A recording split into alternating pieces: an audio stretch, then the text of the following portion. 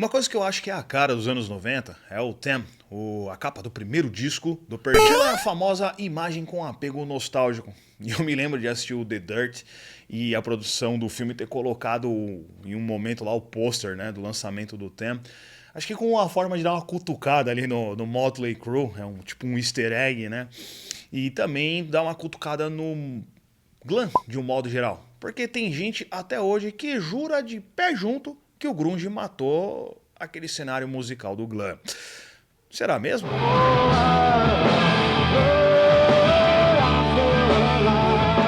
O Pearl Jam é aquela banda odiada por alguns, mas que em alguns momentos consegue arrancar cantaroladas aleatórias até dos corações mais brutinhos, com seus clássicos hinos aí, como a Jeremy, a Black, a Even Flow e a Live. Bom, nessa primeira parte do vídeo aqui, a gente vai falar da melhor fase deles, a fase de ouro, que girou ali até o final dos anos 90. Se vocês querem a segunda parte aí, adentrando os anos 2000, a era 2000iana da banda, mete o dedo no botão do like aí para eu entender que vocês gostaram dessa primeira parte, e aí a gente parte para a segunda e última parte. Eu já começo o vídeo fazendo a seguinte pergunta para vocês: qual é o seu disco preferido do Pearl Jam?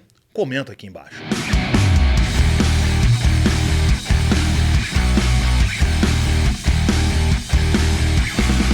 O Pearl Jam tem seu estopim ainda nos anos 80, quando os brothers Tony Gossard e o Jeff Ament estavam tocando com Green River, que foi uma das bases do dito grunge.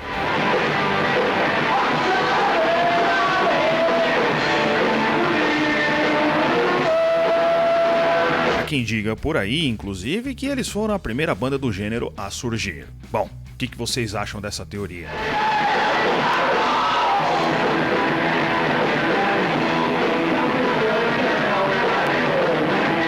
Green River durou até o ano de 87, fez um barulho no cenário underground e depois se separou. Mark Arm e Steve Turner, que faziam parte da banda, foram pro Mudhoney.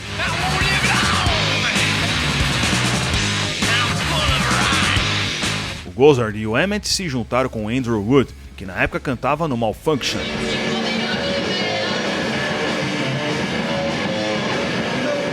Digamos que essa banda foi o protótipo para o que viria a ser o Mother Love Bone.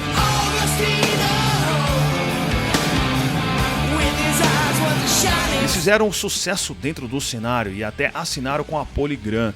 Mas o primeiro e único disco deles seria uma obra póstuma, pois o Andrew morreu um ano antes de overdose.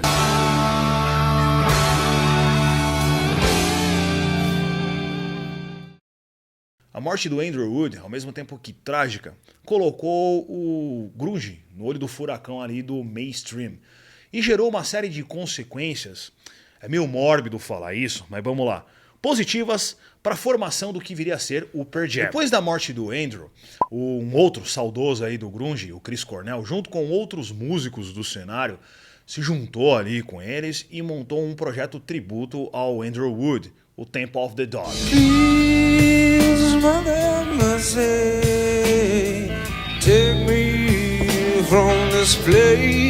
Dentro desse projeto estava o Gossard e o Ament, que haviam se reconectado e estavam de prosa com um vocalista desconhecido da região, que eles conheceram por intermédio do Jack Irons, que passou pelo Red Hot, um frontman chamado Ed Vedder, que havia passado pelo Bad Radio.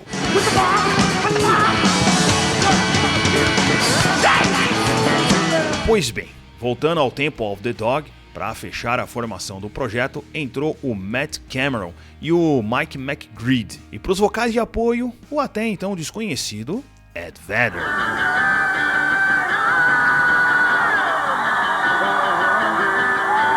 Depois dos tributos feitos com o Temple of the Dog e um disco lançado, o Cruising se junta à primeira formação do até então Mookie Blaylock.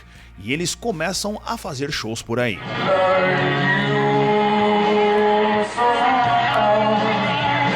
Um contrato com a Epic Records rolou, mas por futuras tretas com direitos autorais eles mudaram o nome da banda para Pearl Jam. E eles entraram em estúdio para gravar a primeira bolacha deles. Cruising largou o barco para tratar de sua dependência química. Em seu lugar, para alguns shows do novo disco, entrou o Matt Chamberlain. Vem ao mundo em 91 o clássico Them.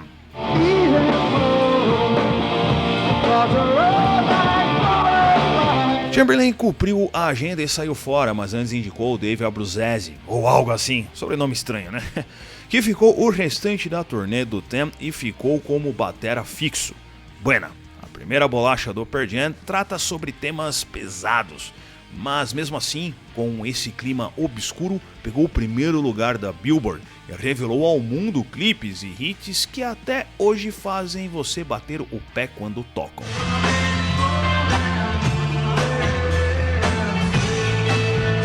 Com o primeiro trampo, eles conseguiram algo para poucos e pegaram um disco de platina pelo número de vendas.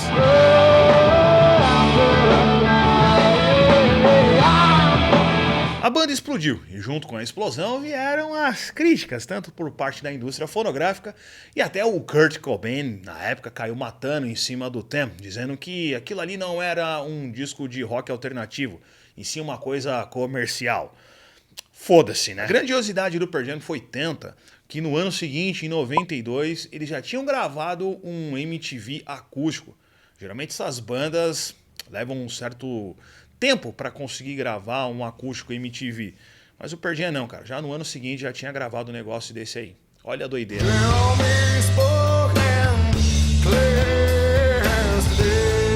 A MTV foi extremamente importante na disseminação do grunge. Eles dominavam a programação da emissora, ao ponto da turminha do heavy metal ficar bem preocupada.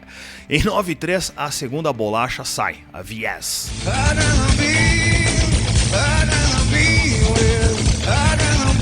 As vendas do disco foram boas e o sucesso se manteve, mas Ed Vedder e companhia não gostavam de produzir clipes e dar entrevistas. Seguiram a turnê do novo disco sem muita prosa com a imprensa, indo direto ao ponto, fazer um som para os seus fãs.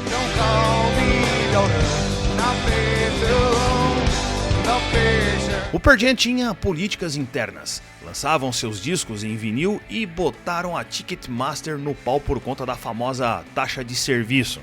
Dizia a Rádio Peão na época que o Vitology, terceira bolacha dele, já estava com boa parte gravada ainda em 93 e foi completada em 94.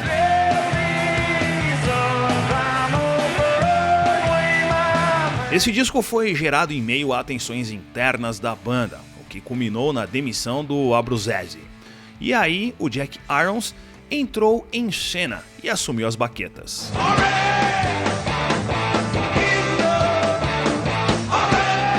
O Vitology seguia o mantra vinilesco e só depois saiu o CD e o cassete.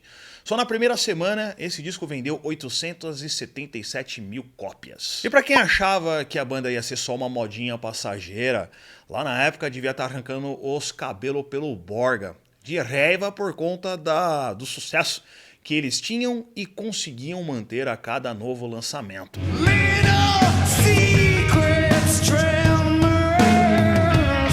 Terminando a tour do Vitology, eles entram em estúdio para gravar o No Code, de 96.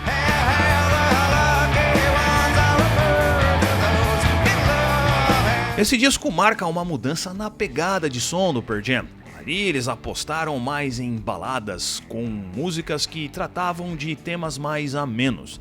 A bolacha estreou em primeiro na Billboard, mas bem rápido perdeu posições e desceu feio na lista.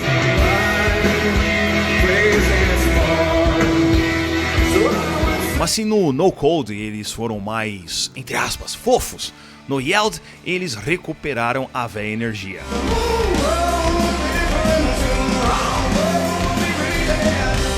E mesmo com os caras odiando gravar videoclipes, puta que pariu, eles se superaram e em parceria com Todd McFarlane criaram uma das mais belas obras videoclipísticas do rock, a do Devolution.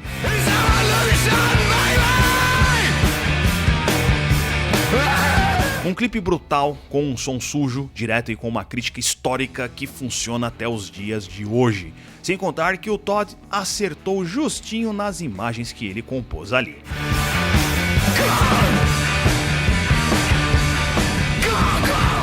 Essa primeira fase deles foi extremamente frutífera e marcou a boa entrada deles nos anos 2000. Que é uma tarefa, que eu sempre falo aqui, vocês já estão careca de saber, que é extremamente difícil para algumas bandas oitentistas e noventistas. Para a segunda parte do vídeo nós falaremos sobre essa fase 2000iana da banda, como disse o Nick Six, mais chata da história. Mas essa treta aí eu vou contar, como eu disse, na segunda parte.